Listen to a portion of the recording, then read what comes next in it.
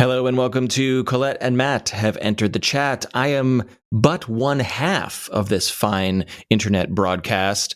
My name is Matt Silverman. I will be your co-host today. Before I reintroduce you to the other person in this room, the topic at hand, I'm tired of fighting with you, okay? It's the most important. Far and away, there's no discussion, the most important topic. If you're going to talk about anything else, just get out. Get out. Okay? I'm not interested. It's when will I ever get tired of this part of the show? Never. No, it's part of the show. Who's talking? Who is this? Who are you? Oh, right. I'm the one and only Colette Bennett. the other name in the title of the goddamn show. Right? And if you're going to talk about anything other than video games, get the fuck off this podcast. We have a problem because we have some email here that's going to get us off track, but we'll get into that. How are you doing?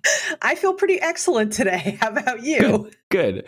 I'm okay. I got my first shot after some delay and feeling fine and okay. Yay! A sore arm, a little funky, but truly fine. So happy to hear that. It's the best, shiniest feeling. Like, I made plans tomorrow night to go to a movie with a friend. Whoa. And we are going to go to a movie theater for the first time in 18 fucking months, Matt. And I am like lit. Like, I feel like I'm going to get there. I'm going to see my friend. I'm going to cry. We're going to hug for like a long, uncomfortable amount of time.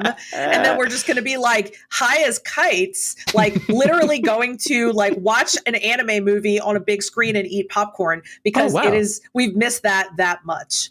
What is the film? It is Demon Hunter. The film version. Yeah, it's been a really popular anime the last few years, and a film version it's been made. It's been out in Japan for a while, but it's finally doing a US run, which, just as a side note, if as a 14-year-old obsessed with anime and like going to Blockbuster and literally renting every new VHS that came in, if you had ever told me that I would one day go to a movie that was getting a feature release that was like a Japanese animated film in America, I would have probably like shit my pants on the spot. But how? That's not so unheard of in 2021. But Matt, you're talking like, I'm talking about the 90s, man. I'm talking about. I know. But since then, that's what I'm talking about. But yes, you're right. It's changed. Yeah, exactly. But when would you say, when did it change? Maybe is a better way to ask that question. I feel like it was kind of a slow change that kind of like trickled in. But I do feel in the last 10 years of my life that it's been like,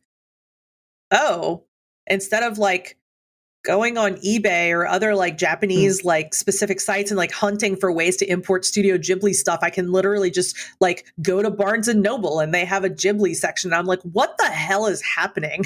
Well, I mean, forget that, but I'm just over the moon that it is now just 2 clicks away on whatever streaming services we have. I really enjoyed the Castlevania Netflix show. It's really good. Really good. And since then, my entire Netflix is just like, how about this anime? How about this anime? And I'm like, okay. You know what? I'll get there.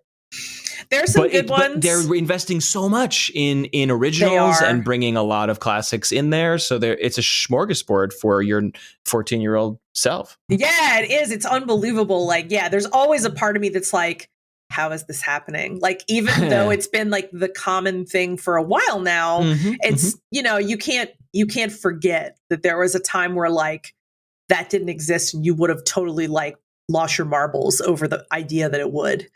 So that little kid is alive and well in me going, wow! Yeah. You could say similar things about games, even though, the second home console boom of the 80s really solidified games, Nintendo, into the West. I would agree, but here's the thing. to me, and this was what I grew up with, right? Like the idea that games were for kids stuck for a really long time. Oh, yes. And Nintendo marketed the NES that way because that 100%. Was the main audience, And I was a kid when I owned an NES. But I will tell you that by the time I was getting a little older, I remember this really well. It was my second job and I worked at a retail store. I won't disclose which one it was, but I was so excited about Final Fantasy VII that I put my PlayStation and my game in a backpack and I brought it to work with me. And I found one other friend at work who loved games and who was also like in love with Final Fantasy VII. And so I would plug it into this like tiny little CRT TV that was in our break room. And when I went on break, I would like eat my lunch quickly and then like take the time to play the game because I was so addicted. Wow. And I remember really well that me and my friend were like sitting in that room playing and chatting and having a great time. And people would come back and forth because we were sitting very close to like a manager's office. And I just remember them giving us like these looks like, you are the scum of the earth. Really? Yes. And like today, I feel like you could be at dinner with like, as I like to call them, any muggle. And like, you could just be like, oh, and I was playing this the other day. And even if they're not gamers, they'd probably be like, oh yeah, I've heard that's something that people are really into. Like it's just not the same thing. So yeah. How did that change? I don't know.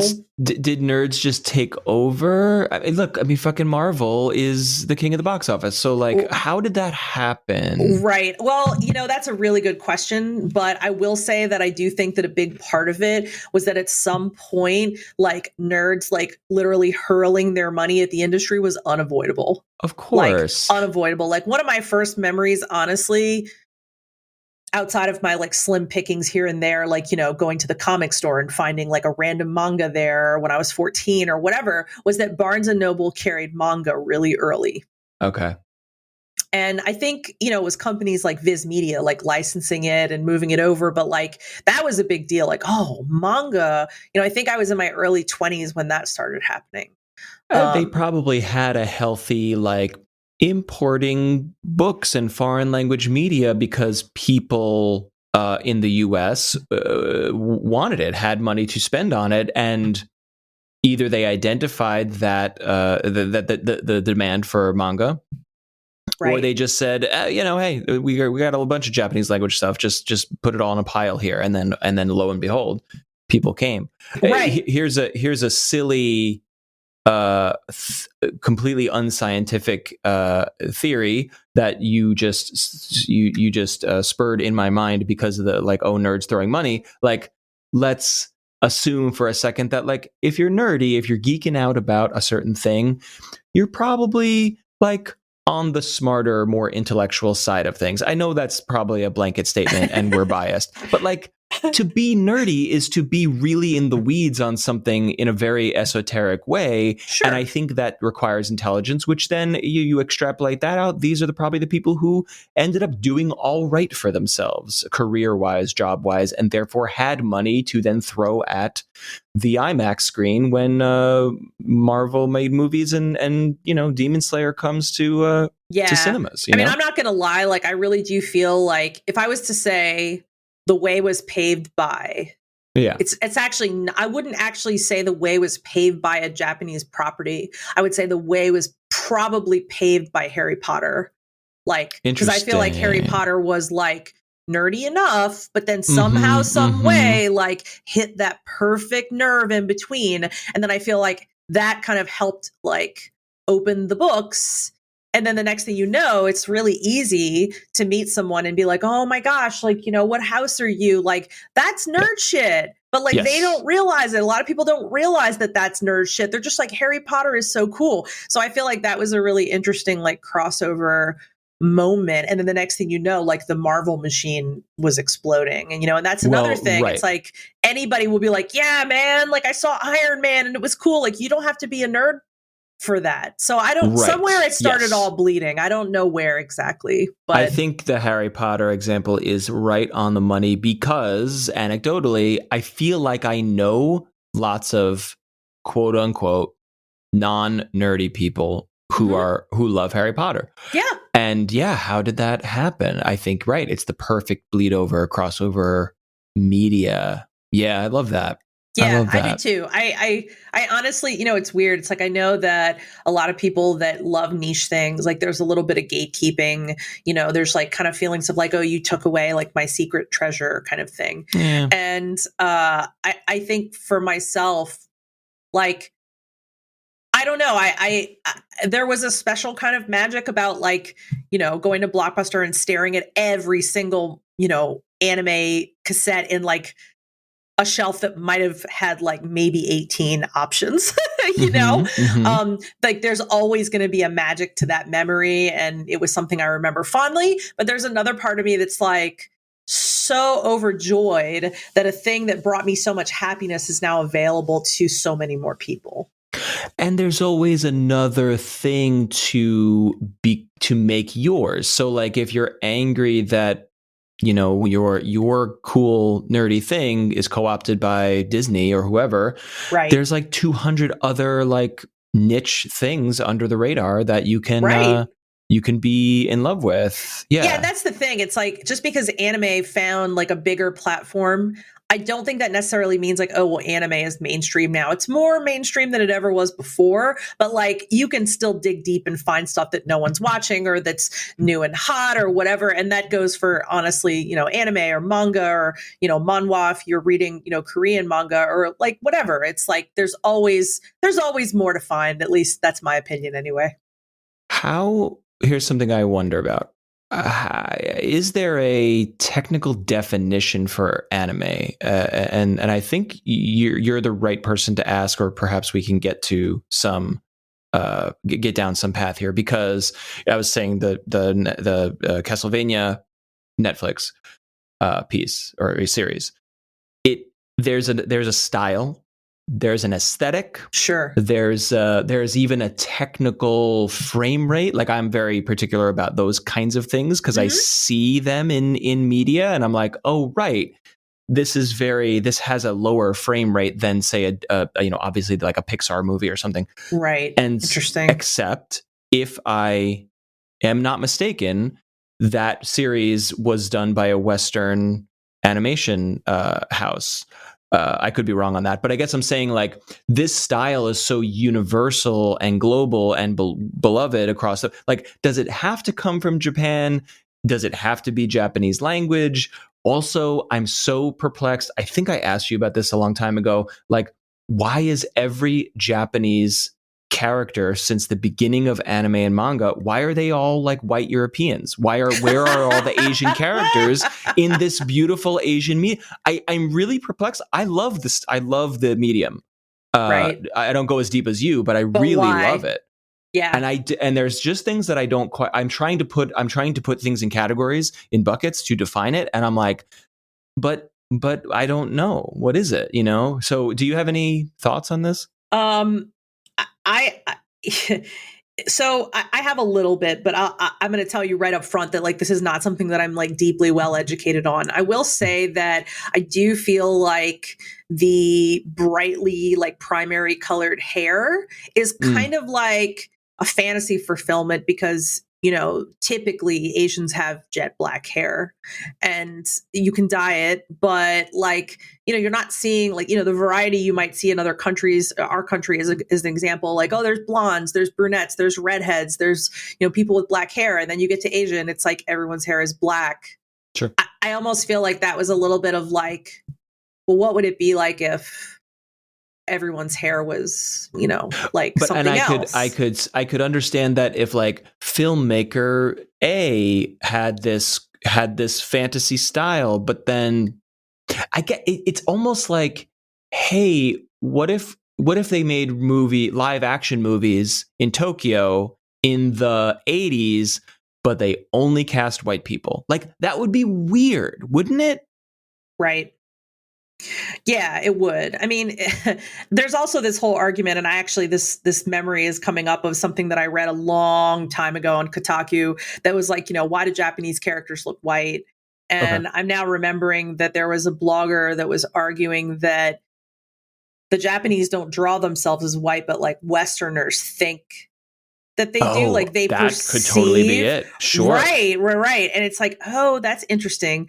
Like to think about like, like, you know, because the American expression of an Asian character probably has like slanty eyes Of or, course. you know, bright yellow skin. And it's like that's not, you know, while there is a consistency of, you know, most, let's say most like Asian hair color, for instance, like I think that different Asian cultures, different Asian regions definitely do have a wide variety of different types of looks. Maybe not hair colors, but looks. But you know, as Americans, we're like, well, not us. I'm not going to say you and I, but like some people are like, oh, they look the same, and it's like to me, Americans look the same. If like, oh sure, you know, like if you look.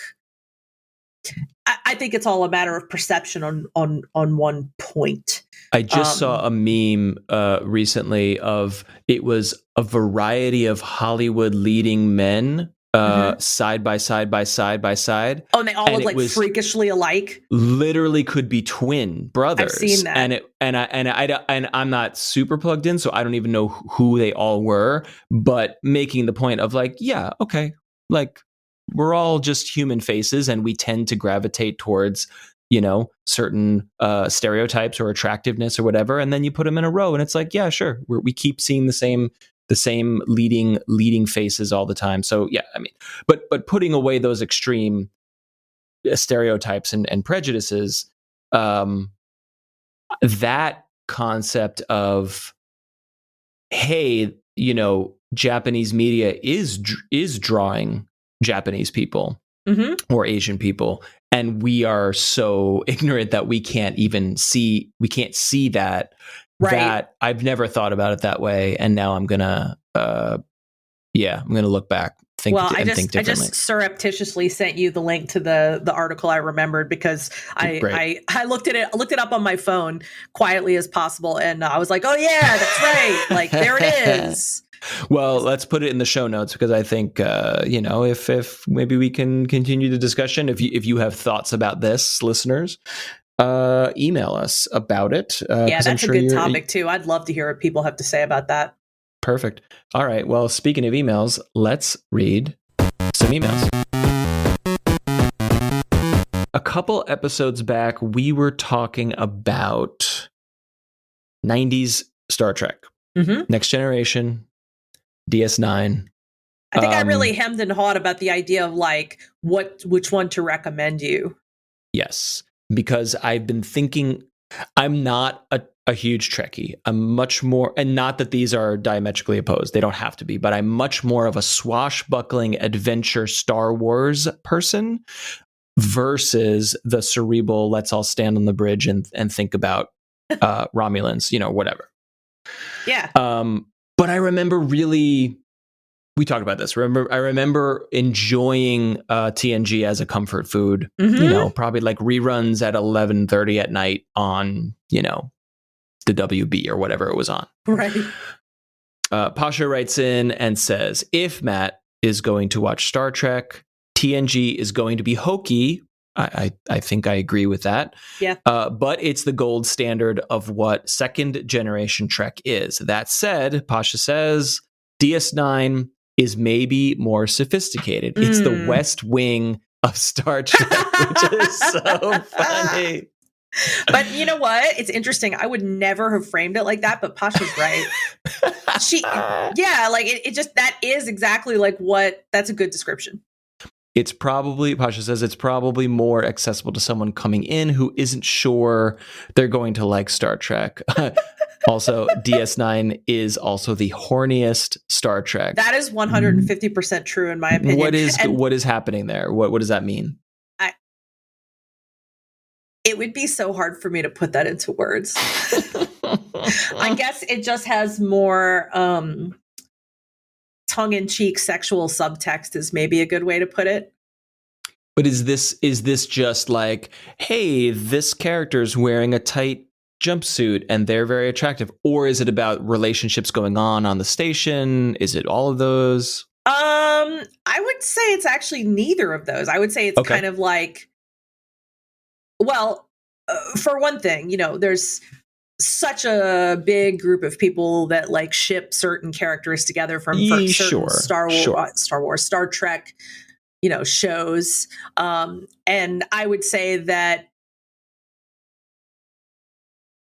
just a sliver above like TNG shipping, like, you know, Picard and Riker, for instance. Like DS9 has just a tiny bit more, enough to be like, wow, that's a little horny.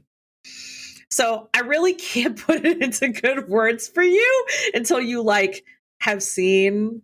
I think I know what you're saying. I guess I'm based on that. Are we zooming out and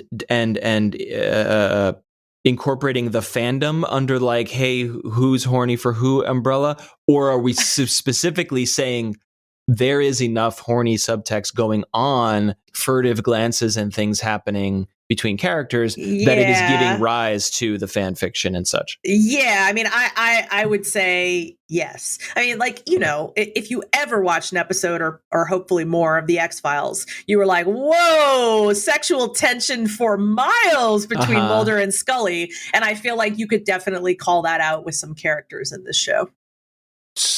Perhaps spoiler warning, because I did not watch X-Files with any religiosity. Do they ever like get together romantically, or is that they never do? Well, they do. They definitely, you know, I think in the last couple seasons of the show, we're really listening to fans and trying to feel what they wanted. And there were like all these different types of shippers. I was one of them. There was a thing that was called a Finny shipper, which meant that you didn't want them to get together until the very end of the show and like the very last episode. The final moment. Okay. That was exactly what they executed. I will say that I kind of feel like the X-Files really, and most people would probably agree with me that we're fans, really declined in the last couple of seasons. There were a lot of big changes.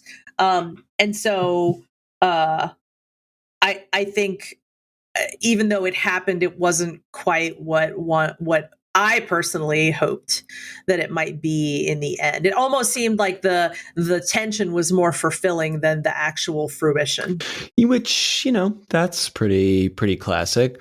Yeah, exactly. Not to get too far afield in X-Files, because I really don't know much about it. But my beef with X-Files as a whole was always show ramping up. Oh, supernatural, aliens, crazy stuff. We don't know what's going on. And then the movie happened, and it was like, we found them. Aliens are here. Massive government conspiracy. We uncovered everything.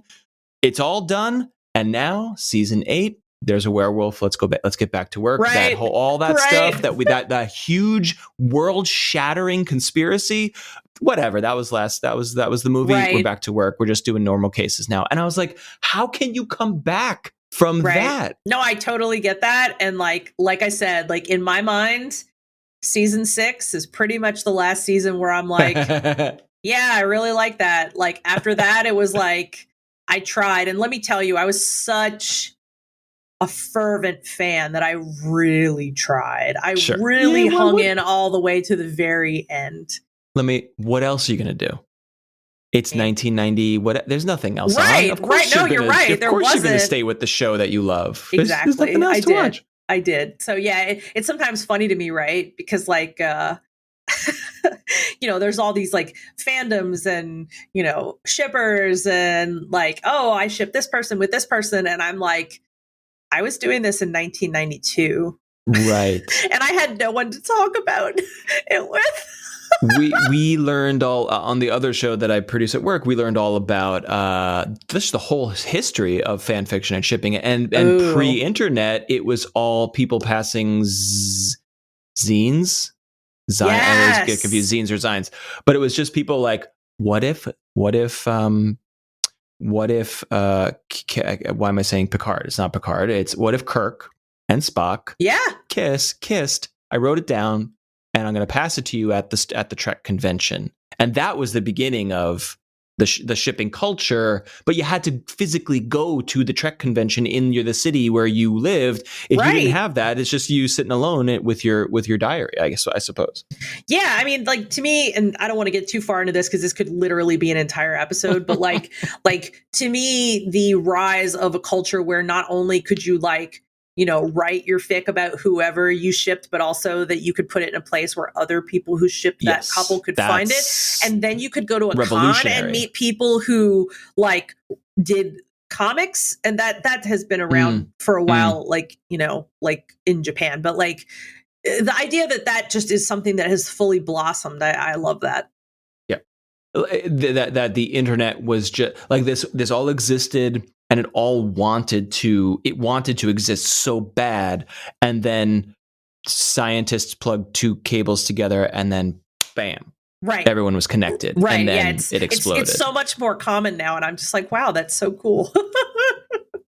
The one wrinkle in the Trek thing here, I as someone who has seen both TNG and DS9, I agree with Pasha that I would lean toward the grittier, West Wingier Trek for sure. Mm-hmm. But I also might want to enjoy it with my daughter. And DS9 was network television. I'm sure there's nothing inappropriate, but like TNG is like, this is what Roddenberry always envisioned Trek to be, and so there's a purity and a simplicity to that I think will be a better entry point for her. Definitely.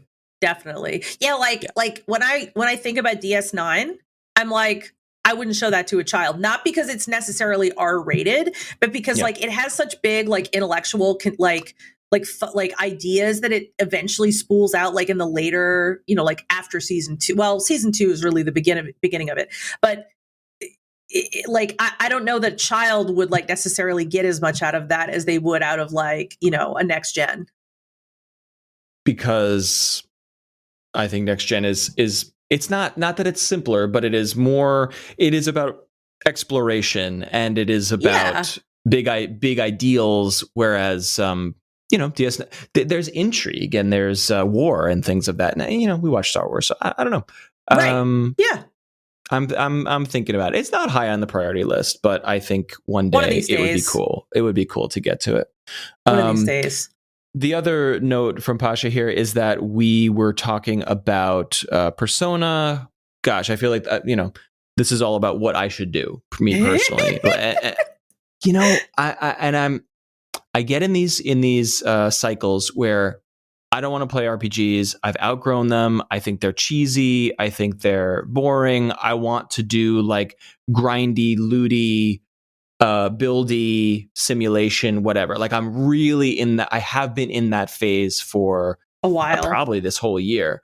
And then just recently, I'm like, man, maybe I need a story game back in my life, you know. And I'm actually looking at some stuff, some more new but 16-bit style-ish stuff that maybe we'll kick around on a future episode if I get to it. Yeah. But Persona might be one of those things. I don't know. We talked about it, and I watched some footage and some trailers. It just, I would never choose it.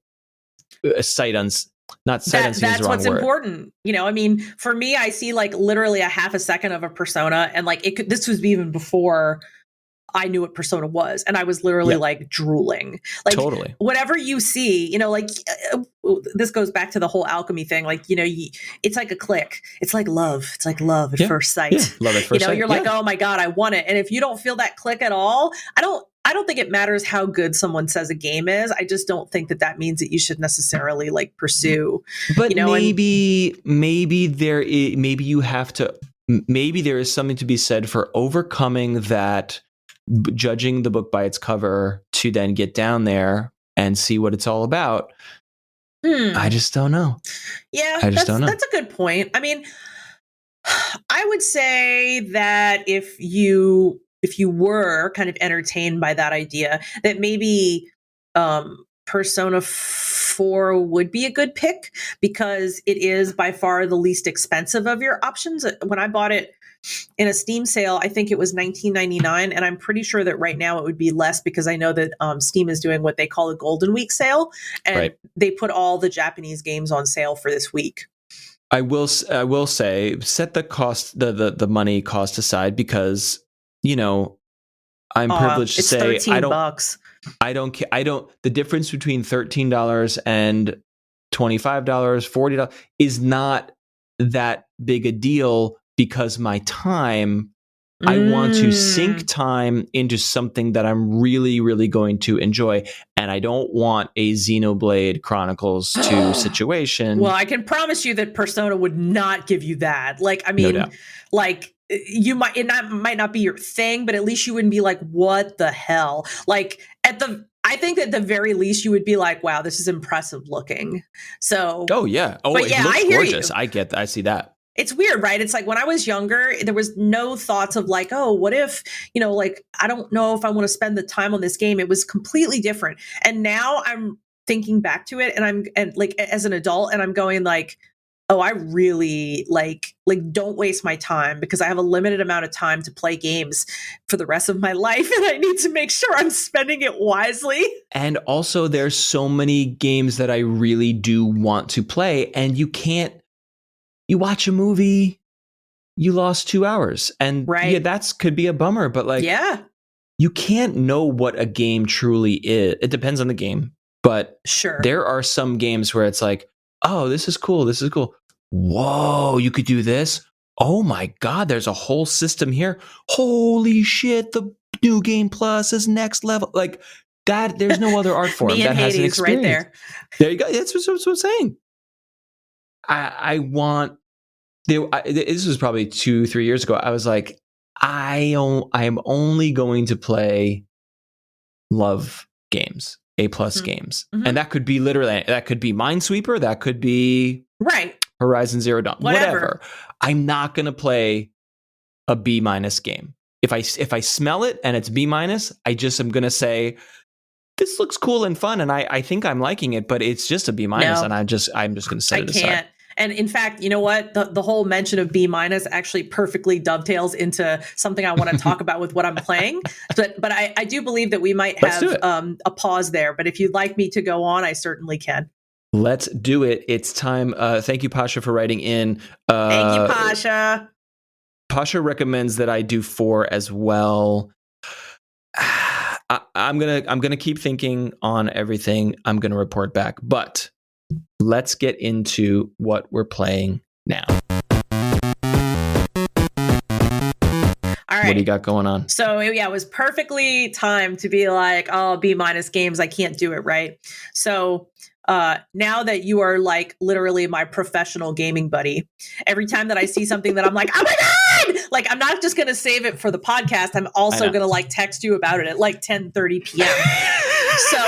So I found this game, right? And the game is called Cozy Grove. And I don't remember how I fell across it. I think maybe, oh no, I do. Someone on my Twitter tweeted about it and they were like, oh, I love this. I can play it forever. And I clicked it and I was like, make it. Yes. So basically the game, okay, so imagine Animal Crossing, but instead, imagine Animal Crossing, but the island is haunted and you have to like help soothe the local ghosts by doing things for them. And I was like, okay, I'm like a person who lives for the month of October. Halloween is my favorite like time of year. Like I was like, this is literally the best thing ever. Like Animal Crossing plus like spook. Like, and it's adorable. Like the aesthetic is just, it looks very hand drawn. It's very precious. Pretty. Yeah, it's great. So I'm like, okay, this is going to be great. So I've played it twice since that frenzied text message sent to you. Okay. And I have to say that I'm not going to give up on it yet, but I did not feel the hook in the way that I was hoping to feel the hook. And what I really felt like was that after the initial kind of like exploring the island and looking for things and realizing kind of, oh, all right, this is how this is going to work. By the time I had finished maybe like a 2-hour play session, I kind of felt like I was like fetch questing. And look, a lot of games are going to make you fetch quest, right? But like, it's kind of like how you dress it that makes it work or not work. Yeah. Like, I like that. That's well said. Yeah. Like you think about Animal Crossing and you're like, okay, I get to Animal Crossing. I build my house, and then they're like, oh, well, you're going to need this much money to upgrade your house or or build your first house. I don't know. I don't remember. And so you're like, okay. And like, you go off to get your stuff. Right. And there's never a feeling of like, well, I don't want to say never because I don't want to speak for everybody, but there's typically not a feeling of like, I have to go fish so I can make enough money by selling my fish to like buy my house. Like, no, you're like so excited to go do that shit. Yeah. But wait. I don't want to interrupt you, but I want to identify a nuance there, which is the reason why it feels so fun and great. Because I don't think that's a fetch quest, because a fetch quest is like, go to this location, get these 3 gems, deliver them to character X. And there is only one way to complete this fetch quest, and you either do it or you don't do it. With Animal Crossing, it is an open-ended game. So your debt is 200,000 bells, and you could fish, you could get fossils, you could trade, you could get turnips, you could do nothing, you could, what? Fly to your friend's island. You're so right. And that is my jam. I love when games give you, this is what hooked my wife. She was always like, I need a goal. I need a mission. Like, I don't want to play some stupid open-ended thing. It's just working.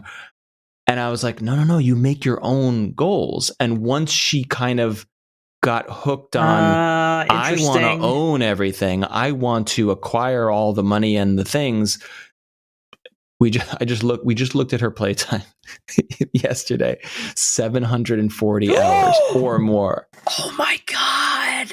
I play a lot of fucking video games. Not and I play anywhere near that.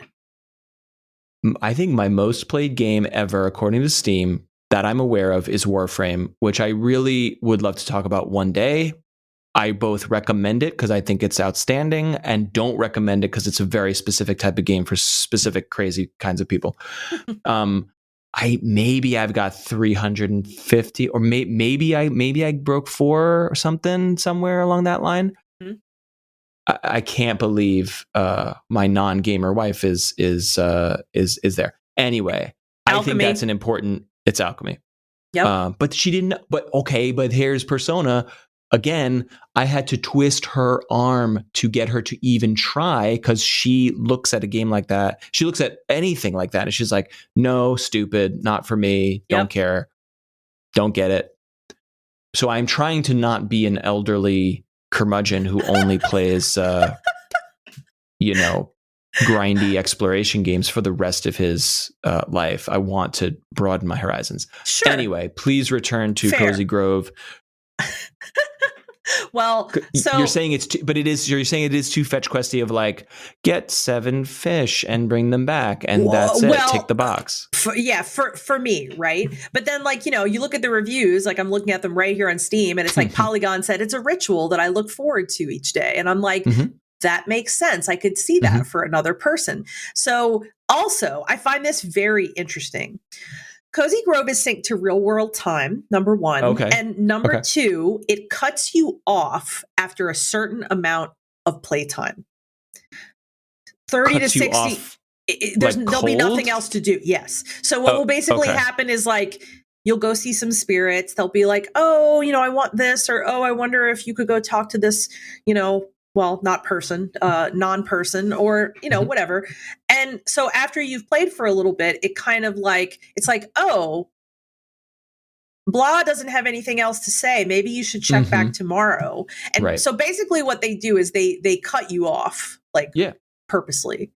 And that's what I've heard and read. You're like, oh, well, that's kind of cool, because, like, they're like, okay, we understand that, like, you want to go do other things with your life. So it's almost like they're kind of dictating to you, like, hey, you shouldn't play forever. So here's how much time you'll get today.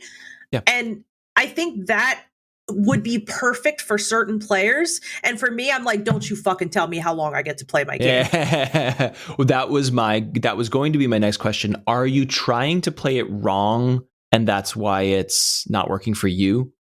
Yeah, that's a really good question. I think so. Some people love grindiness, and, like, they're totally, like, into the grind. And for me, like, grindiness is something that you have to couch it for me a very certain way, or it feels like a chore. Yes. And I think, Also, like I've read, and I haven't gotten to this point yet, that like it can take you days to accomplish one goal. And so like you don't make any real, like you make progress, but you don't really get any like confirmation of that progress until you've like played for several days. Right. You know?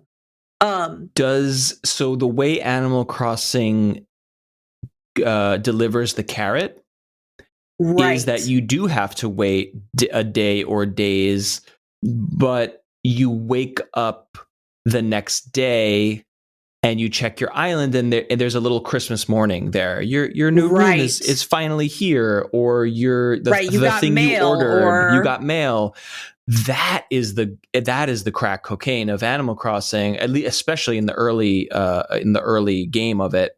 So does Cozy Grove deliver that? Because I personally love waiting and then getting later. You might really like it. That's strong for me, because that is really a part of like what it is. Like one review that I read of it, which I thought was very interesting, said that it was basically Animal Crossing meets Spiritfarer, and Spiritfarer was one of my favorite games of last year.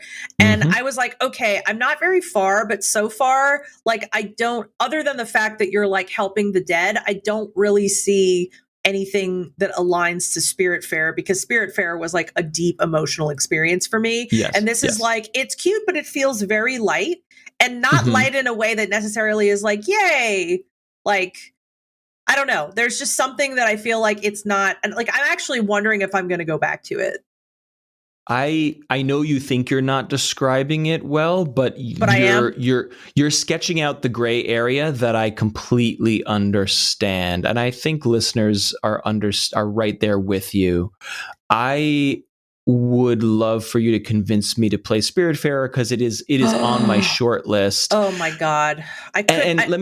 You're a grinder, though. You like some types of grind. So Spiritfarer would work for you, because there is a certain type of grind. But however, to me, that grind is constantly, as beautiful as it is, as soothing as it is, that game never has a time where it is not constantly questioning the meaning of life and death. And to me, that is awesome, because it doesn't do it in a way that weighs 200 pounds. It does it in a way that is so effortless.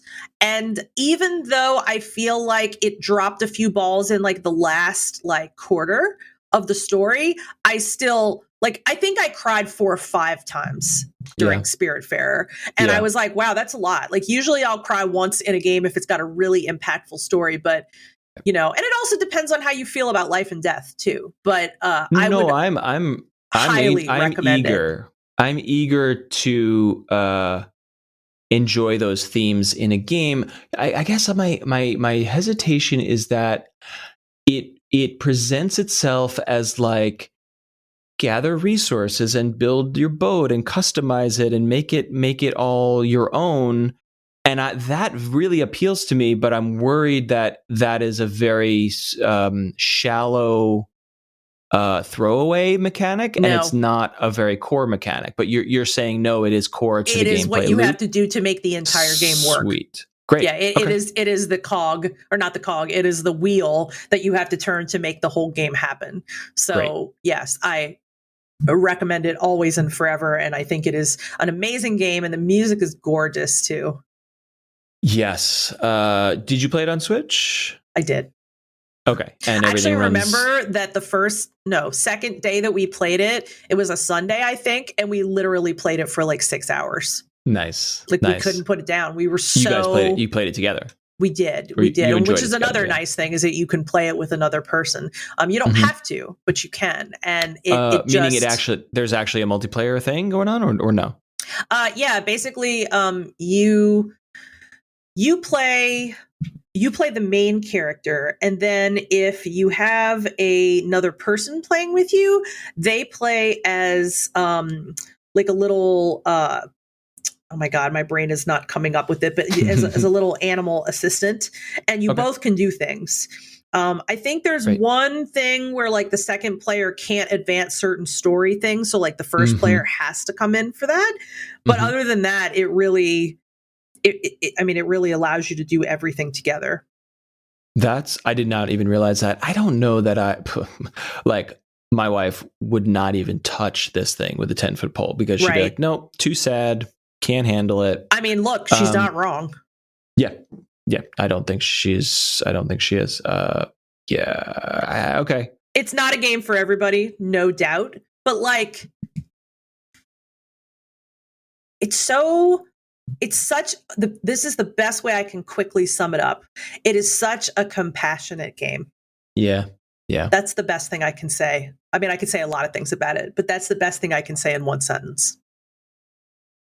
You know what else is throwing me? It's a very stupid hesitation, but in a way, I don't want that from a game. I don't know. I don't think I want to cry or feel existential or deep emotions. And maybe that's definitely a me problem right now. I am not saying, let me be clear, that games shouldn't do those things. But that's perfectly okay for you not to want that from your games. Like everyone's going to have different wants.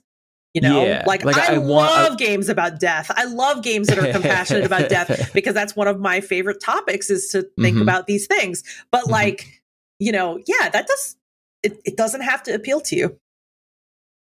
But once I get over that silly bias hump, it's not silly. I think it will be right. All right, it's on the short end of the queue. It's on the top of the queue right now, and I might have to bite the bullet. But all right. So you're gonna stick with Cozy Grove for a bit longer. It sounds like just to get us. I don't know. I probably am gonna play it one more time, and if it doesn't pull me in after one more time, I think I'm done. So, but I also am very like I don't like if I don't like it a lot, I'm like, okay, bye. Yeah. Can you get yourself into a place where you're like, yep, Cozy Grove is a 15-minute check-in a day. That is all it is. I can't get anything more from it. Probably not, because I'd rather spend the 15 minutes playing something else I really like. Sure. That is I'm very cautious even about my 15 minutes. Yeah, as you should be. Because it's 15 minutes, but it's also like, I need to put my brain into a mode to then remember what I'm doing. You have to structure your life and your day and your moment around a thing. Right. If I'm going to sit down on the couch and grab a controller, I want to get in there and be in there for in the headspace for a time. For sure. I mean, that's what I want. And, you know, it's like with Animal Crossing, you know, the timing was really smart. Well, not smart, but the timing was really timely, I guess is a good way to put it, because, you know, it hit right at the beginning of the pandemic and people were really afraid and really freaked and needed something to focus on. And like, I know that it helped me deal with a lot at that time, you know, to play it then. Like that was really good timing. But like, you know, I enjoyed that check-in every day. I enjoyed, let me go see what's in the store today. Like that was fun for me for a while. It really, you know, so it's gotta be fun. You know, I can't get my brain explodes when Nintendo was releasing the sales numbers, and it's like, this thing is more popular than Zelda and Mario. Like the only thing it didn't outsell was Mario Kart or something crazy. And even those numbers were like, yeah, this thing sold more than Breath of the Wild in 2 fucking months. Yeah. I was like, oh my God, this thing. But you have to think about this. It's accessible. I think Animal Crossing is extremely accessible to younger children. Yeah. And you cannot necessarily say that about some of the other games that you just named. So that's like a whole additional demographic that, you know, might not necessarily play. You know, Breath of the Wild is a Zelda game. I'm not going to say it's like advanced as hell, but like, you know, might take Breath a little. Breath of the Wild has complexity. Yeah. I mean, you know, Animal Crossing, you're literally running around and, you know, talking to people. I just think it's different. Let me say this other probably very sexist thing, but I think there's something in it of like, it's not just, it's the age thing too, but I think this was a game that appealed to all genders, whereas killing things and running around, adventures or whatever, tends to be marketed and positioned to a certain subset of people. Sure. And Zelda is not a great example because that's more universal. But what do you think? I guess I'm saying, like, my wife would never play Zelda or Monster Hunter or whatever, and she also didn't want to play Animal Crossing, and then 700 hours later, it sucked her in. You know, yeah. I do think, first of all, I don't really think that's sexist. Then I think that Animal Crossing, you know, I'll say women. I hope not to say all women, but I will say many women love cute things. Like, you know, if you show a woman a puppy or a kitten, the majority of the time, the woman is going to go, baby, can I kiss the baby? Like, you know, me included, right? And so it's like, we definitely have a joy around, like, you know, cuteness. And so I think Animal Crossing perfectly nails that. And also it's an extremely accessible game, even for the people, in my opinion, who are not really gamers. Yes, like, you're exactly. Like, oh, it's non-gamers. Pretty. Oh, I get to build my. And if you really think about it, you think about like how popular farming games got. Like even farming games you just played on Facebook or whatever. What was that really, really big one? God, I can't remember it, but it was like everywhere for a while. Because it was. I mean, Farmville was the one. Was the Zynga one on. And you played that on your yeah. phone, right? I mean, gosh, in the olden times when Facebook was mostly web-based, it was a web-based game inside of Facebook, and then I'm sure it went to mobile. Yeah, I mean, right. It's so funny to me that like the Harvest Moons of the world were so niche and so like weird in their own way, and then Farmville comes to a platform like Facebook, and mobile games are now available to everyone, and they're all, not all, but like there's so many of those, like plant your crops and make your house, whatever. And then Stardew Valley hits, and it's like, oh, this is the game that we all wanted and wished for, but we never knew could be real. Right. And then, like you're saying, non quote unquote, I also hate the term gamer so much. Non-gamers are like, I have 1,000 hours in Stardew Valley because goddamn, I love this game so much. Right, exactly. And I think I feel like there's a uniting thread of simplicity.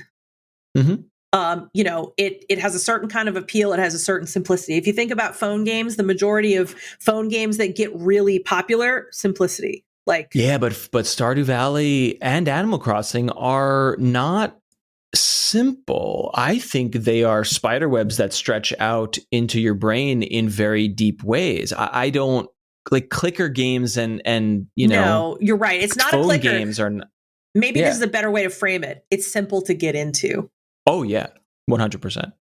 And like, I think that maybe, you know, you can look at a game like, I think weren't we just talking with Sean last week about Persona 5 Strikers and how like both he and I were like, it's kind of a lot. Like, and it is. Right. But like, I think it's really easy to intimidate someone, and like, you know, maybe they're like, oh, this is too much for me to remember or whatever. Like they get turned off or pushed away. Did I ever send you, or perhaps you've seen it, because it's a very popular video. I'm blanking on the YouTuber's name. It's like Razbukin or Rasputin or something. Mm-hmm. A gaming YouTuber, and does great videos. But he did a video, I think, that became a turning point for his channel. It was called Gaming for a Non-Gamer. And he had his wife or partner or girlfriend, whatever. He handed her a variety of games: Skyrim, Hollow Knight, Halo, Zelda, Breath of the Wild, like very important games that many of us who have been playing for games for 30 years or whatever, pick up a game and we're like, oh, okay, right. X is attack, and then the A is jump, and then got it. Got the basics. Cool. Tutorial. Got it. Cool. Now I'm in the game. Yeah. And for someone who has not played games for 30 years, he did this entire video about what her experience was like. And it was very frustrating and tedious, because the game is like, all right, press X to pick up an item. And she's like, okay, looks down at controller. Where's X? Okay, X is here. Pick it up. Oh, I'm dead. You know, because she missed the prompt or whatever it was on the screen. Right. And as a non-gamer, she's like, how the fuck do people play these? And for us, we're like, oh yeah, cool. Yeah, just press this button and okay, got it. Got the control scheme. It's this way.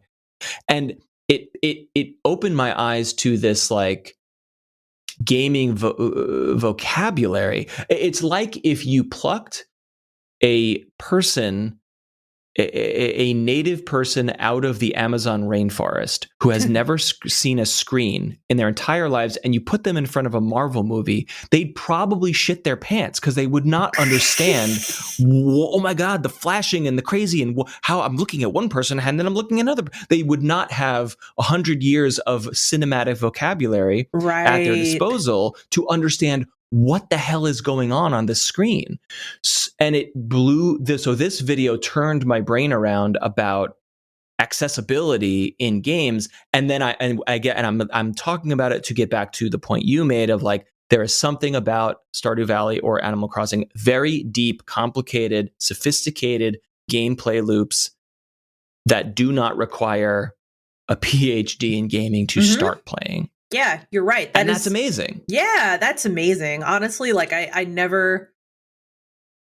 think I had some like very mild gist of that in my mind, but I've been surrounded by gamer friends for so long that it's been a while since I've been around a person who's like, no, I don't play games. Yeah. You know, so it's like, yeah, it's really something very interesting to think about. And I agree that the right kind of simplicity. And of course, you know, you look at Nintendo, so polished at their presentation. Right. You know, but then we were talking the other episode about Katamari Damacy, of how like you break one rule of like, hey, instead of left is left and right is right, up is left and down is right. And I'm like, this goes against 30 years of brain input things that I've been doing. It just makes no sense. Yeah, no, you're right. And by the way, I went and played it because I was curious. I was like, did it have to do with the dongle or what? And I remembered exactly what it was. So when you're playing on either the Joy-Cons attached to their little controller thingy, or you're playing on a Pro controller, the Switch sticks are in two separate places. One is high up on the controller and one is low.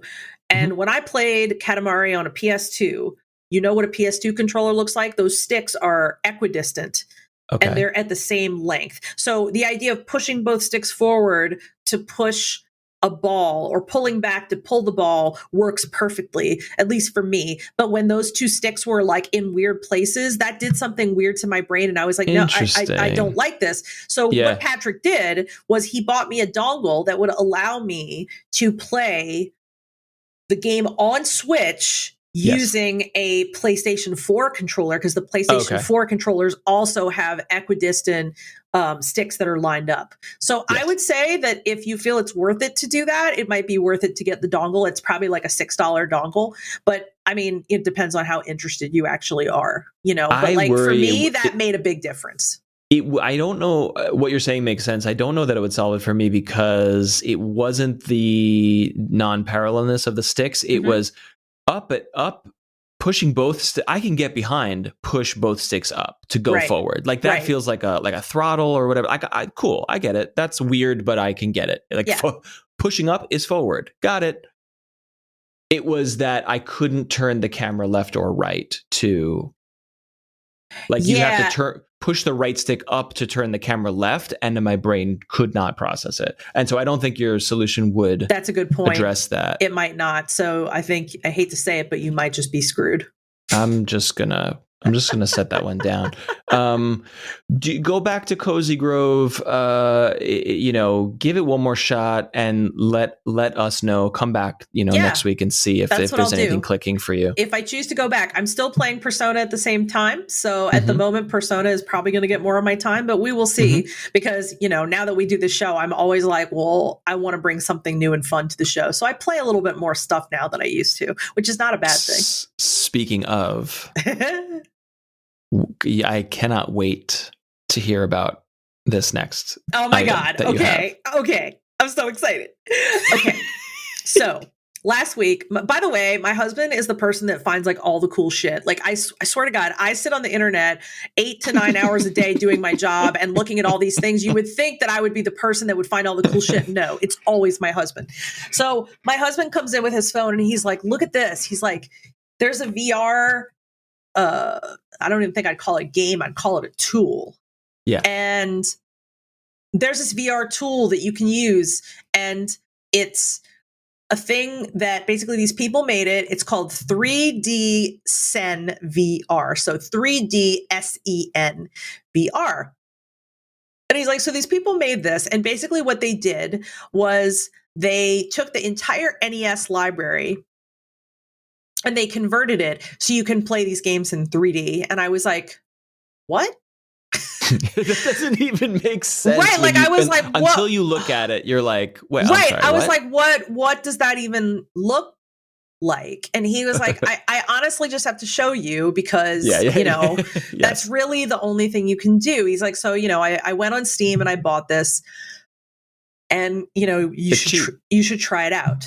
Right. It's like it's cheap. Bucks, 50, you do bucks? have to have the ROMs to play. So it doesn't come with like preloaded NES ROMs. And so, you know, obviously if you download those ROMs, you should own the physical games before you download the ROMs, or otherwise you'll be arrested, of course. Yes, instantly arrested.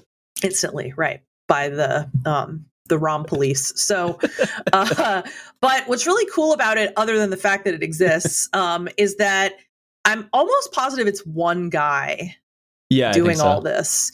And he is consistently upgrading and like changing things to make them work. So like his last update was like April basically, but like he's consistently doing stuff with it, which is really cool.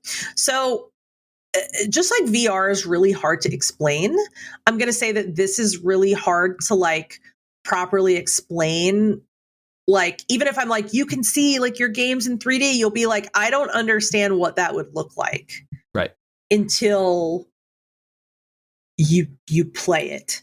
That said, since the listeners of this podcast have heard me wax philosophical about why I play The Legend of Zelda every year, oh my God, I got to play Zelda in 3D.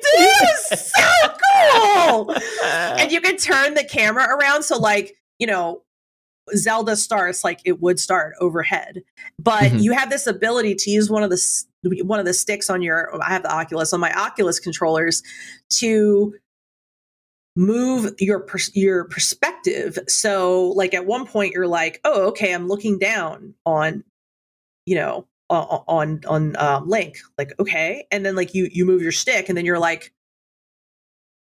or I can be behind Link's shoulder and everything is in 3D. So I'm seeing all that. Or I can, you know, whatever, like you can move all these things around so you can get like a different perspective.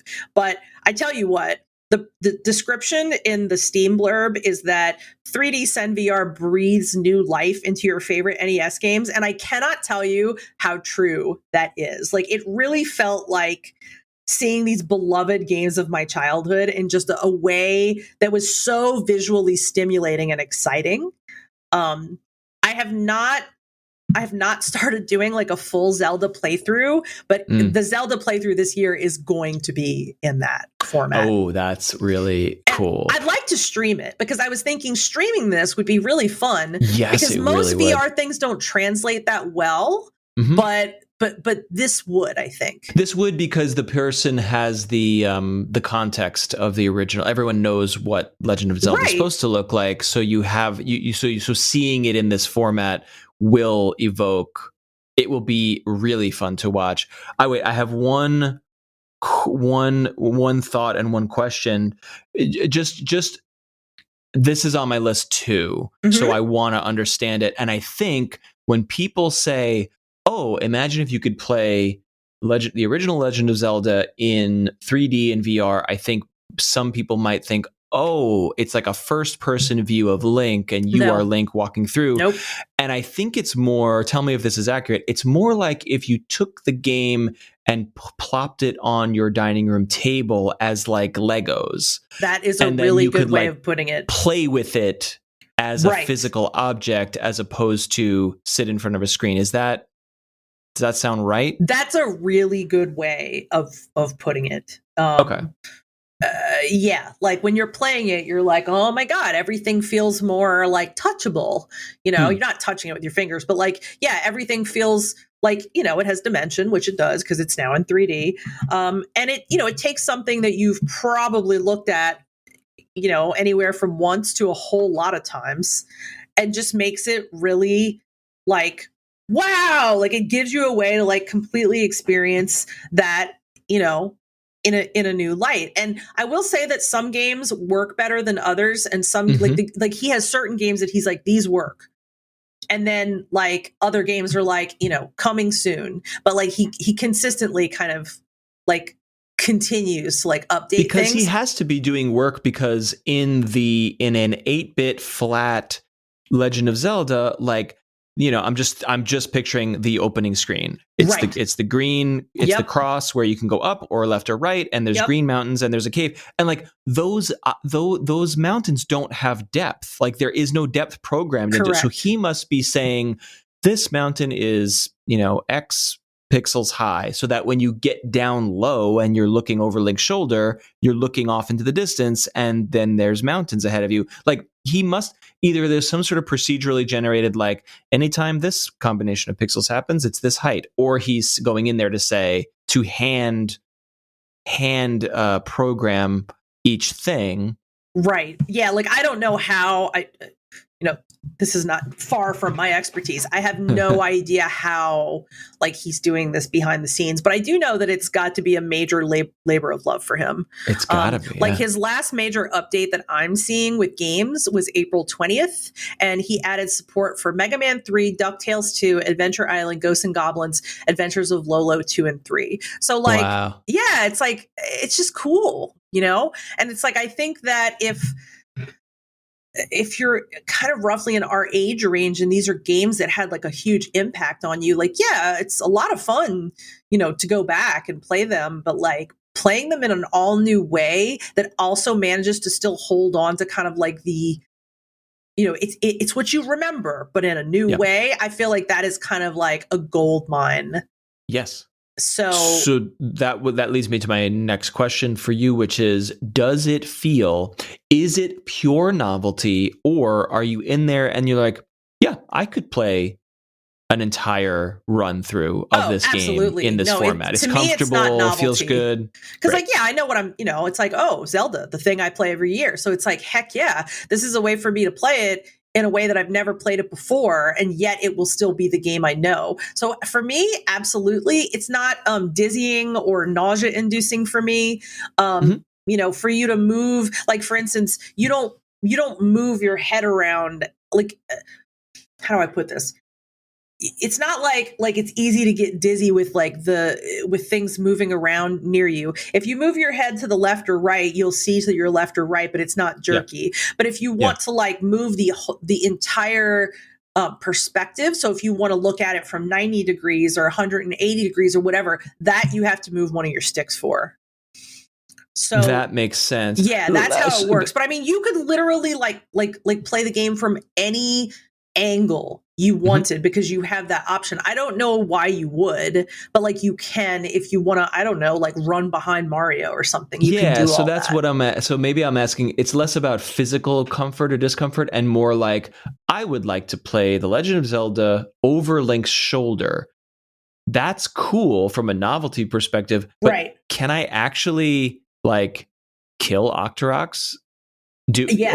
Or does it not work? No, it works. It felt like, like you loaded and you're like, whoa. And like I think I got like knocked by a few Octoroks because I was literally still like going, whoa. But like after that I was like, okay, I know what I'm doing. And as soon as you start doing your thing, like I had to acclimate a little bit, like to like, okay, like I know where everybody's going to appear, but like it felt a little different. And of course I'm playing with different controllers that I'm used to, Yeah. I typically replay it on the Switch, and so how that would go. But yeah, after I got acclimated, I was just doing my thing, marching right up to the first dungeon. And Patrick was like, oh, wait, don't forget. Oh, go see Castlevania. And I was like, so I was so excited. I couldn't stay in a game for long. Yes, you got to try them all. I think Final Fantasy is in there, yes, right? It is. Final Fantasy, Dragon Warrior. I mean, here's the thing. You can access them all, but whether they work, well, no, let me go back. If you get a ROM pack that allows you to access them all, you can, but he only certain games work well. And like, if you go into more obscure games, which some of those were like faves of mine back in the day, they're not working well yet. I think he'll probably get to them though, because it seems like this is something that he cares about, Yeah. Well, that was my perception too. It implies that this VR engine interprets flat 8-bit graphics in a default way. So even if it's a game he's never touched, the engine is like, okay, this is the third dimension version of this. And then I guess if enough people are asking for it, he will then go in and then make it look and run nicer, make it make sense, right. I would love to read, once again, not a programmer, but I would love to read how he does it, how it all works. Yeah, let's get him on the show. Yeah, for real. That would be amazing. But I think this is also going to be something that is continually updated. So if you're oh man, yeah, I love Super Mario 3, but at the same time, I want to play Princess Tomato and the Salad Kingdom, you might have to wait a little longer because obviously that's a really weird rando game. But I don't know, he might get around to it eventually. I don't know. So I think if you ever had big love for the NES and you have some sort of VR headset, this is something that I would say you got to try it. You just have to. And you are playing linked to your PC through Correct. Steam VR. Have you done any of the wireless stuff for Oculus? Is that not out yet? We have set up wireless with Oculus.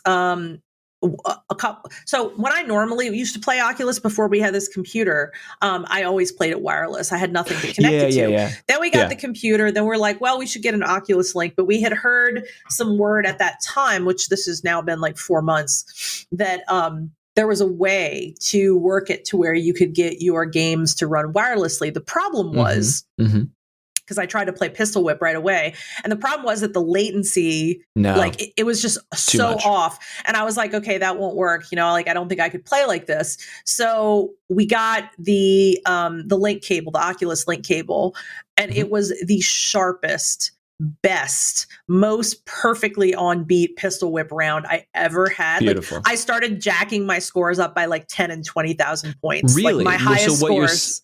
So what you're saying is the native Oculus version of Pistol Whip was fine, but somehow the PC linked version was better for you because of fidelity or something? I guess I don't really know. I have a friend who is, and I actually reached out to him because I'm this drooling fangirl. He was the number 1 ranked Pistol Whip player, and he had a Twitter and stuff. And so a couple times I followed him, and then at one point I was just can I ask you some questions about Pistol Whip? And he was yes, of course. Hi, Colette. He's so nice. And he gave me some terrific pointers. But one of the pointers he gave me was that your scores will always be higher playing on a PC. Interesting. It's got to be. And I was why though? And he was I'm not 100% sure, but I don't know. It just has something to do, he wasn't 100% sure. He also was not a tech guy. And I was okay, cool. But I believed him, and I had never gotten around to it. And then when I got in there, I was holy moly, this is crazy. It's got to be a frame rate or a refresh rate thing where the Oculus natively can only do a certain rate, and then you're in there. And if you're running at 90 or something, then that's really, you're going to get precision. So one of my I guess bucket list, dream goals with Pistol Whip was to be able to move into the top 50 and on hard levels. And I had moved into the top 150, 200 on some levels. And I was okay, I don't know if I'll ever make it, but there is this mode that you can play when you play Pistol Whip, and it's called Deadeye. So when you regularly play Pistol Whip, the your gun, you have a kind of aim compensation, basically. So like you can have an imperfect aim, but you'll still hit your guy. But like once you're like, okay, I really want to jack up my scores, if you go into the modifiers and you turn on Deadeye has no aim assist, but you get a 25% bonus to your score for playing with no aim assist. So if you want to get into the really high scores of Pistol Whip, that's how you have to play. So I knew that. And after like mastering all of like, you know, the regular levels without that on, I was like, and this is when I reached out to the friend, and he said, you got to turn that off. You got to play Deadeye. And I was like, totally. Okay. So he gave me some good pointers, but when I tried playing Deadeye on my Oculus wirelessly, it felt impossible. I was like, I don't understand. Like, do I need to go take a fucking like gun class? Like what do I need to do? And so I practiced, but I just felt like so disheartened. I was like, I don't know if I'll ever make it to those ranks. And then we hooked this shit up. And not only was I like blasting my old scores away, but I was able to immediately start playing Deadeye and move into like right past easy and into medium levels. And I think I'll be taking on a hard level soon. And I was like, okay, the computer is the way to go. Anyway, I'm not sure if that was interesting for anybody but me, but I had to rant. I'm incredibly, as someone who's obsessive about the technology, I'm not obsessive to try to reach any score or tier the way you are, but I can see the difference between 30 and 60. I can feel the difference between 60 and 90 in a VR environment. So crisp. It's amazing. It's amazing. And so when you can, I have had frustrations with my system and headset for certain low poly games and things like that of that sort that are built VR from the ground up are just these beautiful, smooth, crisp experiences. And then you've got AAA, other kinds of things that's like, and we also have a VR mode and strap it on. And it's like, oh my God, this should be better, but it's not. Why is it bad? Why is it not working? And so it is not, it's fascinating to see it, to hear it make such a difference from a precision competitive point of view. Cause I'm just looking at it from a like, I wish this could be better because I am an asshole point of view, but you're like, no, literally, I can literally play this game substantially better because of the precision of the frame rate. That is quite compelling to me. Well, so my very last thing I'm going to say about it is that after over a year of playing Pistol Whip religiously, hoping to get into those boards, I was able to crack into the top 50. Yeah. And I was like, that's really cool. Yes. Does your progress carry over? Like you didn't have to start over or whatever on the PC version? No. You got, okay. It's one thing. Yeah, that's great. Nope, not at all. But yeah, that was the best feeling. So something to note, right? Fantastic. So you're going to play Legend of Zelda in this VR system? Is that the next plan for this, or are you going to be dabbling in other NES games? Where do you want to take this? That's a good question. It depends on when I get to it. I do know that I do intend to find a way to stream it that will make it fun to watch for people. You got to do that, man. So I don't know when I'm going to do that, but I am going to do it because I feel like this is something that, like, if I told your average gamer, they'd be like, "What?" Because that's how I was. I was like, seriously? Yeah. That's a thing? So yeah, like I was like this is something that's really, in my opinion, worth sharing in a way that, so yes, I will be doing that in the near future. I'm actually I'll probably finish, I'm playing Silent Hill 2 on Mondays, probably going to finish that in the next week or two. And this may be the next thing that I do. Here's the challenge. You have a PC that can handle it. Also, you're playing NES games. So like, I'm sure that the VR has some muscle there, but like, it's not like, oh, I got to stream Half-Life Alyx or whatever. And how am I going to get the stream out or whatever? So like, I think technically that will not be an insurmountable hurdle, but I want you to be able to see your chat so that people can be like, go there, go here, go in this cave. And that is one of the biggest downfalls, because as it currently stands, if I wanted to play Pistol Whip and go live in my headset, I can go live on Facebook. That's it. And you can see your chat. So like, because of the native Oculus Facebook stuff. Right. So there's no way to pipe your Twitch chat you would need a third party something, extension app, whatever, to pipe your chat into your headset. Maybe someone has figured it out. I don't know, but I know another one of like the highest ranking pistol whip players that I follow. He streams, and like when he plays the level, he can't talk to you. He can't talk to you till he comes out. Yeah. So like that sucks. That has to be fixed. I think it will be fixed soon. There are third party Steam VR, like Steam tools to do other things that are not games, like measure your frame rate, get your GPU's temperature while you're playing an intensive game, and it will pipe that data into, it will like attach, you could like attach it to your left controller so that even though you're in a game like Pistol Whip, you can still see the stats of your computer on your left hand or whatever. And so that kind of thing makes me feel like it's possible. Someone, you're not the first person who thought to do this. Hopefully, someone has built it. No, yeah, someone. I'm sure of it. I mean, and I'm not anywhere near as deep into like hacking, my headset as a lot of people are. So, maybe someone will listen to this and be like, "Hey, you can do that." So if so, let me know. Because you're using Steam VR to play Pistol Whip. Am I wrong? Right. No, you're not. Okay, so you're in that environment. If you were in a closed Oculus universe with the PC, then I'd be like, oh, good luck to you. But you're on Steam, so there's got to be something. Yeah. Yeah, okay. There has to be. Maybe I should look around for this more. I cannot wait to see that because that is a good time. I will keep you posted. Please do. Oh, all right. Let me tell you about my little journey here. I was saying an episode or two ago that like I have played the hell out of No Man's Sky, and it has been updated so much. I highly recommend it. It's just an incredible achievement of a game. And I was binging on it again recently, and really enjoying moments of surprise and delight. Oh, I played 300 hours of this and I'd never seen this new thing. And it was really cool. But I came to a point with two things when I was like, I played so much of this, and am I really going to sink so many more hours into it?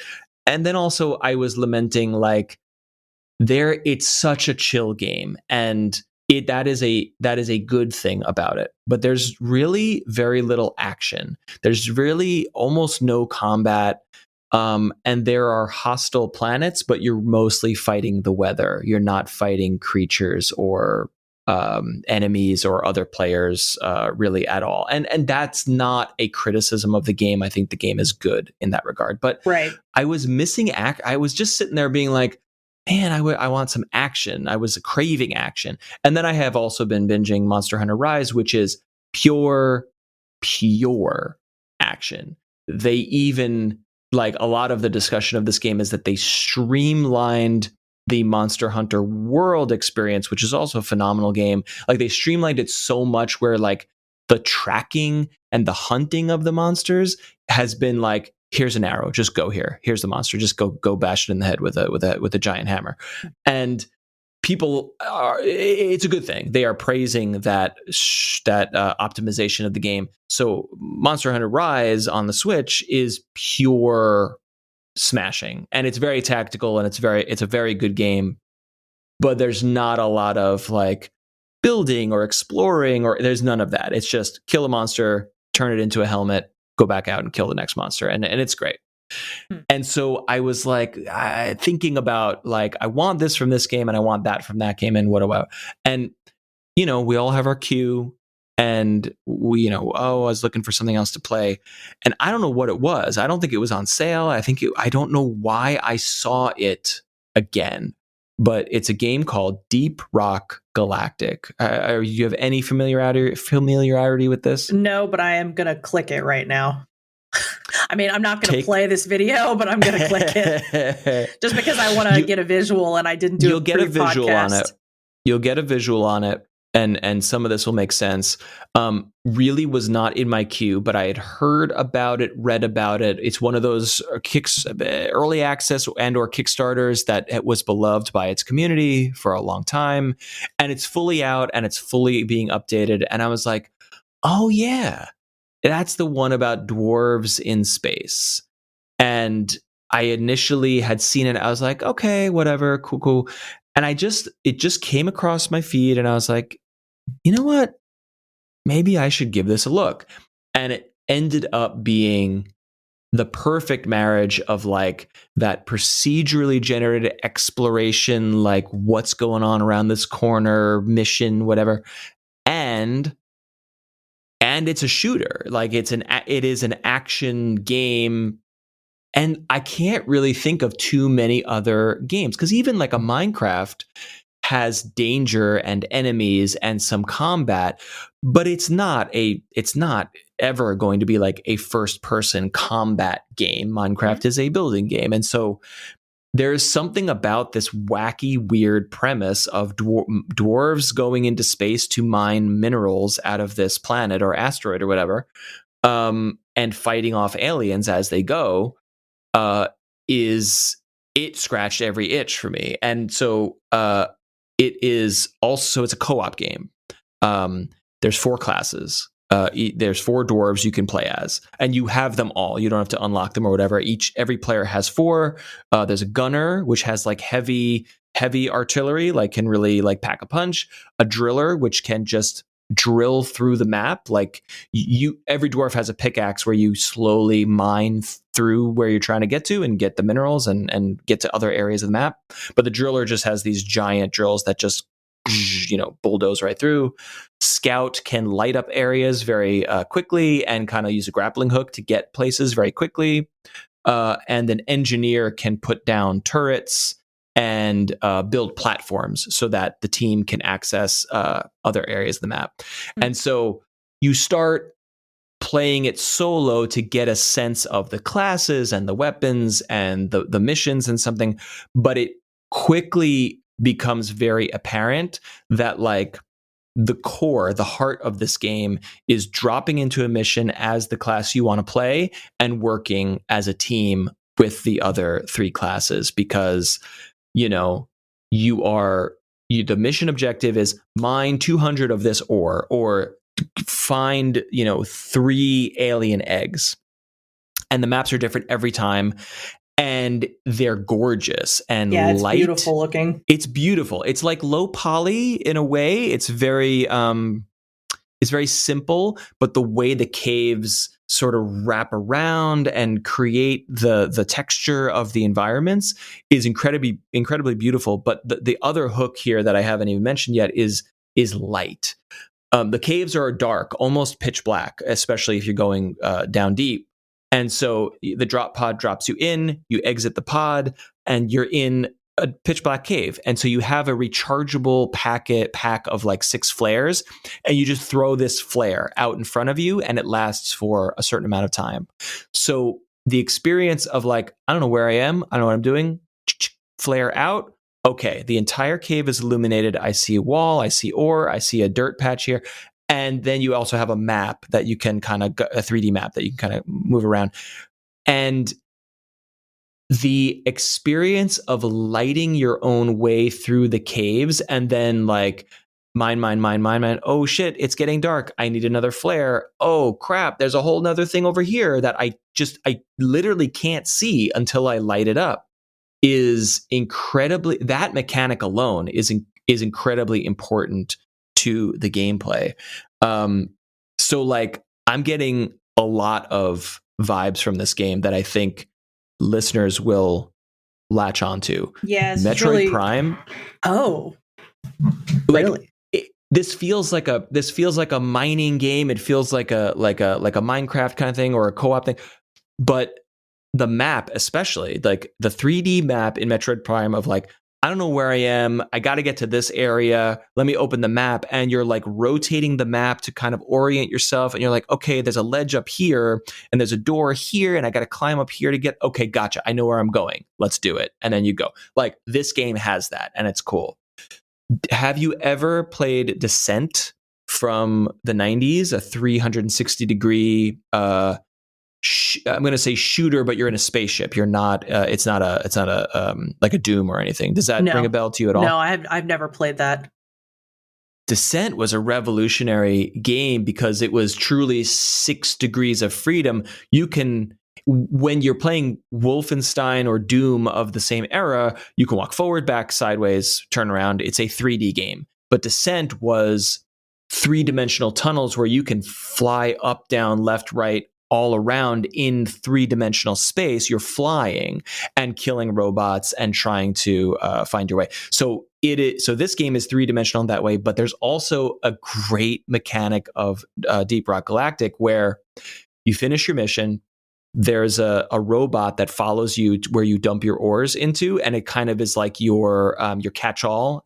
And when the mission is done, there's like a dispatcher who's like, all right, pack it up, let's get out of here. And you hit a button on the robot, and it's like, okay, the drop pod's coming. And the drop pod is going to drop in somewhere on the map, some open and safe area that you're not aware of.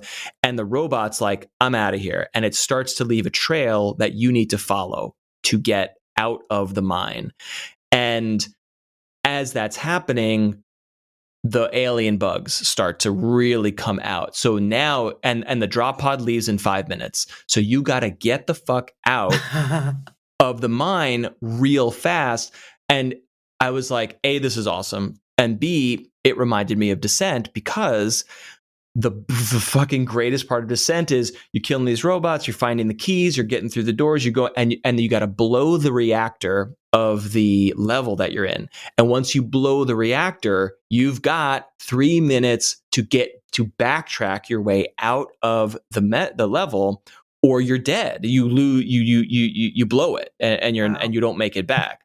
And the intensity of like, oh god, there's spiders here, and oh god, oh wait, shit, there's the robot will just like climb up a ledge, and you're like, fuck, I can't get up there, so I need to either mine a tunnel through, or I gotta tell my buddy who's in the game with me, like, shit, you're an engineer, make a ledge here because we got to get out of here. And so it's this teamwork. You're marking things, you're saying go here, do this, to accomplish these objectives.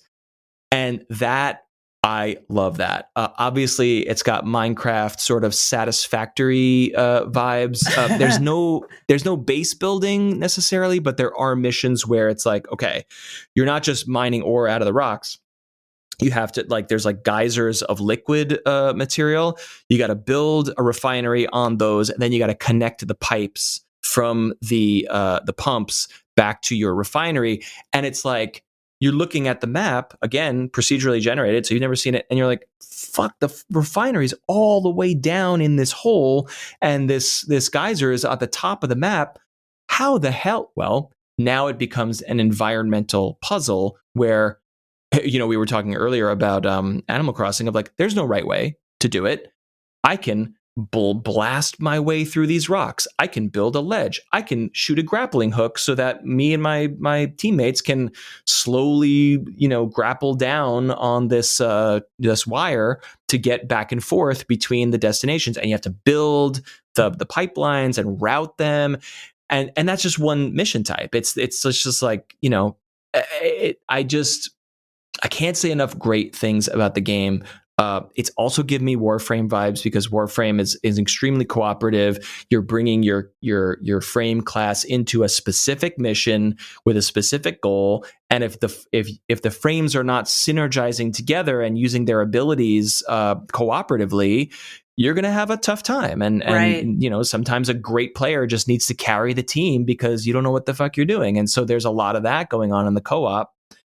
And then the other note I have here, which I think you'll enjoy, is that it's not a horror game per se, but like, you're down deep in a dark, pitch black cavern. And if you're out of flares, some fucking spiders are going to come out and get you. And it gets very tense. It's not jump scary. It's not supernatural, but it is alien. It is alien. Nice.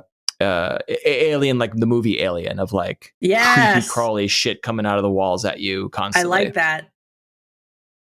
It's so fun, and it's a grind, but there's a lot of cosmetics to unlock because you're playing cooperatively. So like, you want your dwarf to look cool and have a cool outfit, and you want your gun to be upgraded. And there's a whole thing where you're on the orbital base together, so you can drink beer together, and you can get buffs from the beer, and then you can dance with the jukebox, and then, hey, let's go on a mission together. So you go down to the planet, and it's just fun. It's beautiful. It's Unreal Engine. So like it just, talking about, or I was saying like Valheim was the answer to my like, I want action and exploration. Like Valheim is the game I want. It runs like shit. It's built in Unity. It's just not, it doesn't work well. And this thing is just like beautiful and buttery smooth, 60 frames. It's just everything. And I'm hitting it at a place where it's been out of early access for at least a year or two. So like the bugs are squashed. Like it's a beautiful experience. So it's funny you say that about the bugs being squashed. And I just was watching a No Clip documentary night before last, and it was about the making of Hades. And the documentary was actually being shot. The beginning of the documentary was like 30 days before they were about to launch into early access. Oh, wow. And don't get me wrong, it's still drop dead beautiful. It's still Hades. But on the other hand, it was interesting to see where it was at in that point in its evolution versus the point I played it at. And I was like, you know what? It's not like this would have been a bad game, but would it have been the game that I plowed 200 plus hours into because I was so incredibly absorbed with it if I had played it, 2-3 years ago? Probably not. And it was one of those things where it was like, I'm not anti-playing something early access ever, but on the other hand, it's like, I don't know, it kind of gave me an interesting perspective and also a great respect for them. But anyway, long story short, like sometimes it's nice to get to that point where you're like, yeah, I just want the smoothest, most buttery, most fabulous thing, I can get my hands on. Maybe that early access game is a B+ and it's going places and it's going to be an A++ 5-star game of the year. Right. But maybe not yet. Subnautica is probably a top 5 game for me of all time. And I played it in a post 1.0 version. And that is certainly one of the many reasons why I had a great experience with it. And there is a sequel that is coming out soon. And it's one, you'll relate, obviously, like it's one of those games where it's like, I can't wait. I can't wait to play a sequel to one of my favorite games of all time, but I must wait because I don't want to play the janky, half-finished version. I want the full, complete, story perfect, everything experience. Yeah. And so I've held out on that one because, guess what? There's lots of other games you can play in the meantime. Yeah, absolutely. So yeah, that's Deep Rock Galactic is I highly recommend it. I'm only scratching the surface because it's just one of those games where you can see the progression, you can see the cooperative emergent gameplay, you can see all the ways in which this will be fun 30, 50, 100 hours from now. And when you see that, you're like, yeah, I'm here. I'm in it. Yeah, I'm not going to lie. I don't know if I ever would have seen this game without you pointing it out. Sure. And I'm fascinated because to me, it just seems really different. Yeah. It combines a lot.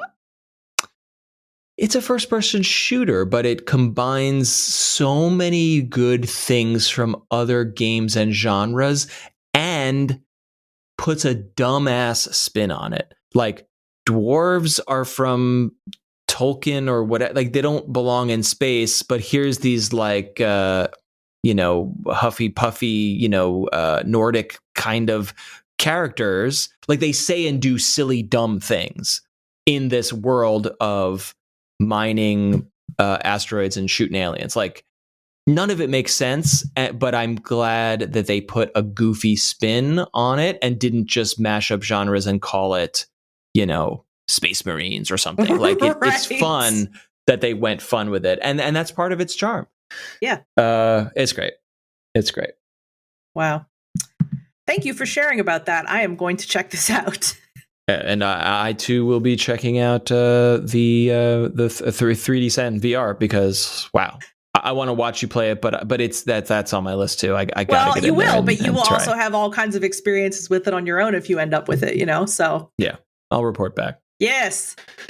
All right. Any other burning topics? Otherwise, we're gonna just shout out the streams and get out of here. What's going on? Yeah, no, that's it for me, but I'll do the shout outs. I'm still at twitch.tv. Hello, Coco B, still streaming on Monday and Friday. Mondays, I am wrapping up a playthrough of Silent Hill 2. Probably going to be finishing it in the next 2 episodes. Next 2 streams. That's been really interesting to replay. It's actually the 20-year anniversary, so 20 years later. And then Friday nights, I do a lettering/art stream, and that will be both those happen at 7 p.m. EST. And Nice. That's about it for me. Cool. You can always follow me at Matt_Silverman on Twitter. Oh, something I actually wanted to shout out, and maybe you might. I'm sure you'll be interested in this. We produce a podcast at work called 2 Girls 1 Podcast, which is about internet communities, and that runs a wide gamut. But some of our listeners were interested in us covering the speedrunning community. Yes. I'm a fan. I love GDQ, and we were originally going to figure out maybe we'll get some folks from GDQ or Doctors Without Borders because they're the charity partner that they raise so much money every year. And we ended up booking the speedrunner. His name is his Twitch streaming name or his online name is Niftsky. For years, nobody knew of a way or was skilled enough to beat Super Mario Brothers NES, beat the time of 4:55 as a perfect speed run. That was a speed barrier, a time limit. And through a recently discovered glitch, or perhaps a glitch that Niftsky recently incorporated into his run, he did it. 4:54 and something in some milliseconds. Oh my God. And it's a landmark moment for speedrunners because even with computer assistance, tool assistance, there's no other glitches or frame. The way he explained it to us is we have dissected this game to death for 30, 40 years. This is it. There's no other way to do Super Mario Brothers faster than this. And he, a human being, and I gotta, if you're interested, check out the episode, but also the video of him running it is wonderful because he's on track, he gets it right, and then he realizes that oh my God, I might do it. Oh my God, I might do it. And he gets to the end, to the axe on the other side of Bowser, and he realizes he did it, and he freaks out because it's he realizes it's a monumental moment, and the chat is going crazy. Anyway, so he is very cool, and he came on the show to talk about the speedrunning community, but also he's a world record holder for this game that people have been trying to figure out for decades. So anyway, it's called 2 Girls 1 Podcast. It's a lot of fun, and we cover a lot of geeky internet weird stuff on there. So that is my plug. That episode will come out Monday. So if you're listening to this the day it publishes, next Monday is the date of that episode. So nice. If you're a fan of speedrunners or classic games, retro games, I think you'll enjoy that episode. So fascinating to me. Awesome. I'll keep an eye out. Thank you, listeners, for joining us. Our theme music is by Azure Flux. Our logo is illustrated by Just Call Me Katarina. And, we had some wonderful emails today. Tell us what you're playing, what we should be playing. Are you playing Cozy Grove? Have you played Deep Rock? Let us know your thoughts about those games. Have entered the chat at gmail.com is the email address. Please get in touch because we'd love to hear from you and hopefully share your thoughts on the episode for discussion. And if you enjoyed it, please rate and review the show in your favorite podcast app. Apple usually is the place people go, but hey, maybe your podcatcher has a rating or review system. When people discover the show, they check the reviews. Hey, is this worth listening to? And if you think it is, we would always appreciate a review. Thank you so much for chatting, and we will see you next time.